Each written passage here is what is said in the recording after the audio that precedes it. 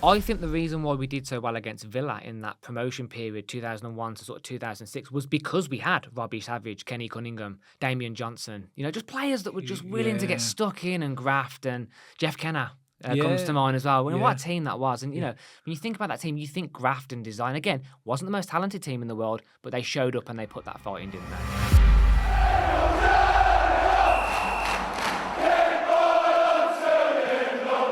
So welcome back to Small Earth Alliance FC. And I think if any Blues fan was to look at this season and reflect on what's happened so far, it's fair to say that it's been a pretty up and down season. And, a lot of it, unfortunately, has been down.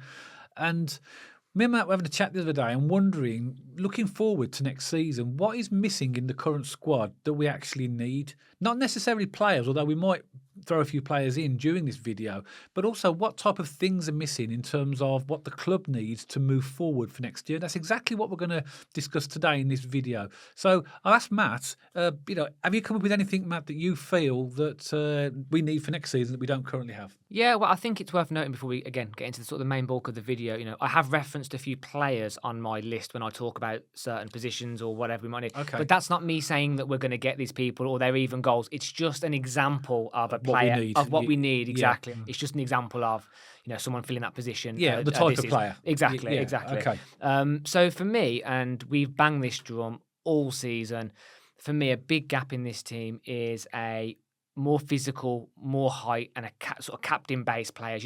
We mentioned about not having Robbie Savage comes up, Stephen Carr, Lee Bowyer. They're not the most talented players in the world, but they're physical and they graft and they get teams through results. They can really rally the team and do that leadership element to the game. And we've been crying out for that this season. And again, just coming back to that point of referencing a few players, Matt Grimes, Swansea City, brilliant captain. Wesley Hoyt, from Watford, real physical player. Sam Morsey from Ipswich, I love that guy. I think he's a brilliant player. And even Joe Edwards from Plymouth. He's been their captain recently. And again, just coming back to that point, possibly not the most talented player in the Championship, but a solid captain. When he's on the pitch, he's commanding and he's putting, he's commanding that Plymouth team. And you can tell that they're a little bit more stable when he's in the position. So I think for me, more grafty players, physical players, and ones that are willing to get stuck in and get us over the line in those games where they're really scrappy and show us a bit of leadership. Yeah, I absolutely agree with that. I mean, from a physical point of view, our squad is tiny. No, it's not tiny. That's not fair. It's not as big. The average height of our team is very small. Yeah, and obviously when you see them in the lineups before the games, it looks like you almost got like the opposition's up here, and then you get to Blues and they're down here. Yeah. But it's the physical presence as well. You mentioned it. I'm thinking the likes of a Darren Moore at his best. Mm-hmm.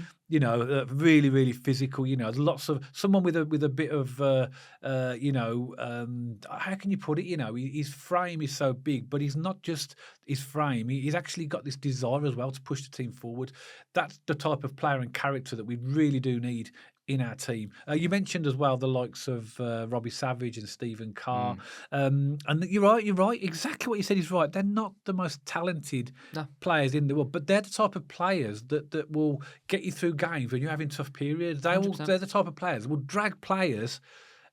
Just a slide tackle here, it gets the crowd going. And that's the type of player that inspires the team in different ways. They might not be technically the most best player, but they get the crowd up. They inspire their teammates. That is currently something we haven't got. I think the reason why we did so well against Villa in that promotion period, 2001 to sort of 2006, was because we had Robbie Savage, Kenny Cunningham, Damian Johnson. Just players that were just willing to get stuck in and graft. And Jeff Kenner comes to mind as well. What a team that was. And, when you think about that team, you think graft and design. Again, wasn't the most talented team in the world, but they showed up and they put that fight in, didn't they? So I think we're missing some players like that. Yeah, I think you're right. So I think that's definitely something that I think most Blues fans would agree with. We do need more of a physical presence, we've just been talking about. And I'm sure there's plenty of other players out there that, maybe Blues fans, if you've got any suggestions for types of physical type of players that you'd like to see in the squad, then pop a comment below and let us know. Something else we talked about, Matt, which I thought about as well, is a captain as well. Now, I was really impressed, actually, with at the time of filming, we've just come off the back of the 3-0 win against Coventry City, and I was watching little signs of Dion Sanders in that game, actually, putting his arm around players and actually showing some traits of a captain, which we've said has been lacking all season. But I think we do need to think about getting those type of players in that could captain the team, because at the moment we need a leader on the pitch, and I don't think the goalkeeper's the right position to have a captain. It's in too my far opinion. away from the action. Yeah, so I think captains are something that we need to get someone with a bit of experience that will demand respect. And actually let the players know that they are the captain, and we need to pull our socks up and stuff. That really, again, just like the physical players, but someone to drive the players forward. Yeah, absolutely. And by the way, I probably should have said this during my spiel at the start, but Blues are going to have a massive transformation in the summer. A lot of our squad's going to be a lot of turnover. There's a lot of areas we could improve in this squad. Let's just call it what it is. But we're just picking a couple which we think are particularly highlighted, aren't we? Because I'm sure Blues fans in the comments, you're going to go, oh, you missed this, or we need this. And I completely get that. We're just doing a quick sort of snapshot overview. And my next one for me is a link between the defence and the forward play. So I'm thinking here either a centre mid, or depending on formation, Raul likes that 4-2-3-1. Those defensive midfielders that sit in. Yeah. We need someone that links the defence midfield and pushes us through the transition a little bit quicker. Dad, me and you have a lot of admiration for your Ipswiches and your Leicesters because they're just lightning quick on that transition. That's an important position. It's a really important position, and we don't have anyone at the minute who really fires us forward through the channels and in that transitionary period. So I think, again, just a few players of reference: Harry Winks from Leicester, similar player. Good player. Archie Gray, Leeds. Yeah, brilliant player, and sort of Ben Sheaf, Coventry. Those were the three I was sort of thinking of in my mindset when I think of those style of players who really get that counter and that press done. Style of players. I'm thinking like N'Golo Kante when he was playing for. Reaching for that. Well, we're talking about style of players. Obviously, I'm not suggesting we would have the finances to get those, but these are just type and style of players that we're looking for. But I'm just wondering, as he develops into the squad, whether someone Paik could be that person. He seems to have this forward view of things, and if you could get a decent spine through the team with him in the middle of that spine, he could possibly be that type of player. We haven't seen the best of Paik yet, but what we have seen has been pretty impressive in a struggling team. But I think for him to get the biggest potential out of him, it's going to demand players around him that can help him to free him up to provide those types of ball. But I've been really impressed with Paik, and I think he has got the vision. But I think that he needs different players around him to actually fulfil his potential. Yeah, definitely. And he is prone sometimes to moments in games of really sloppy passing. So if he can up his pass, I mean, don't get me wrong, I love Paik, by the way. I think he's a great player. I'm not, necessarily poo-pooing our own player, but there is moments where he has sloppy sort of passages of play. But however, he does make us a lot more front-footed, Paik, and he does look to go forward all the time, not backwards, because Birmingham have a horrible habit this year of just going backwards and horseshoeing around the back line, whereas Paik makes us a lot more forward, dynamic, let's get up the pitch. So maybe you're right. I think that could be a good shout. Maybe Paik could fill in that position if we're looking at the current squad to play that role. But I think we need to recruit there for next season. Another big one for me, I would love to have a really fast, flary, creative, either winger or attacking midfielder. And I know we've got Bakuna, I know we've got Miyoshi, you might throw Jordan James in there. Dembele as well. But for me, they're too mistake prone. They give the ball away a little bit too easy. I'm talking about an animal who just goes at players, gets past players, can create, and someone as well who creates just as many goals as he does scores goals. A good assist, a good playmaker. And again, some big names coming out here. But I'm thinking Jack Clark, Sunderland, Somerville for Leeds, Sarah, Norwich, Connor Chaplin, Ipswich, Mavididi. We could go all day with these. But by the way, Blues fans, we're not putting these on our shopping list. We know these are players that are probably out of reach for us at the moment in time, but we're talking about these are type of style and character of players that we're looking for. Just to clarify that, because if I was to sort of wake up one morning and someone says, "Oh, we signed Mavididi," and Kante, and players like Kante, I think I'd fall off my chair. 100%. These are just players who I admire their style of play. Who I think we need to get players like that coming forward. And to be fair, Jack Clark and Somerville, they've easily got values of 15-20 million anyway. So I'll tell you a player as well that I was really impressed with when I saw him at Portman Road as well. He's he's left back or right back, I can't remember, but he's a bombing forward anyway. Amari Hutchinson. He's a right winger. Oh, is he? But anyway, he's a really, really good player as well. I mean, you could look through the Ipswich team actually and pick a lot of players from their team because they are really, really. They're the type of team that the type of players and the style of player that I'd like to see us playing. That sort of attacking football. So there's lots of players we could pick there as well. But yeah, definitely agree with you. Somebody with a bit of flair that's actually got a bit of muscle that can actually sort of look after themselves. It's the kind of player like Somerville, like Jack Clark. When they're on the ball, more times than not they're going to create something. They're either going to score, they're going to create a goal. You've got a dangerous player.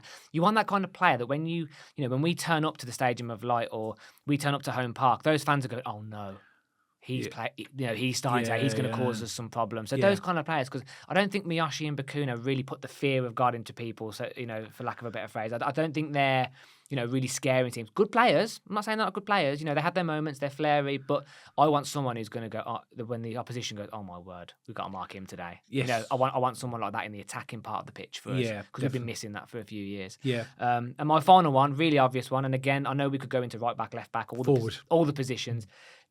A dominant goal scorer who's just banging him in left, right, centre. And fair enough, we've had Jay Stansfield this year. He's on 11 goals, I think, for the season. More than that now. I thought I checked this morning. I thought it was 11, maybe 12. It might be because I think he scored against Coventry as well. I don't know. I don't know. 11, 12, let's say. And before Stansfield, and he's only a loanee, he's not even our full player. Shay Adams was the last sort of player we had, I felt, who was like a really good goal scorer. Yeah. So I think we need to get not just one, I think 1, 2, maybe even 3, because our depth up front is so poor.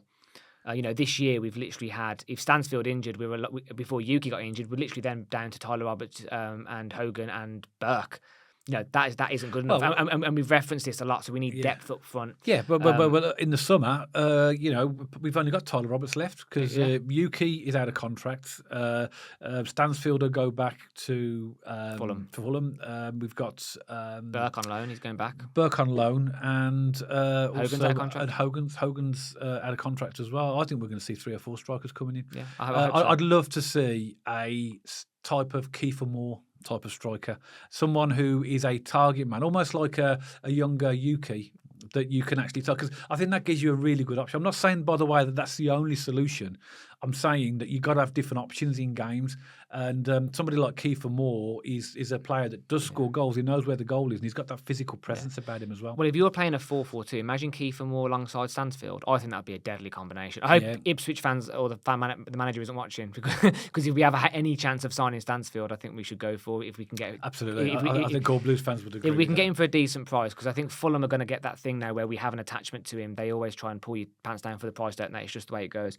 But a couple of players, they might not want to sell him. They might, exactly, yeah. And he's on a long contract now. He signed a new contract with Fulham. Well, yeah, but let's say they don't want to sell him, but they might want to put him on loan again. Mm-hmm. We'll have him for another season. Yeah, absolutely, absolutely.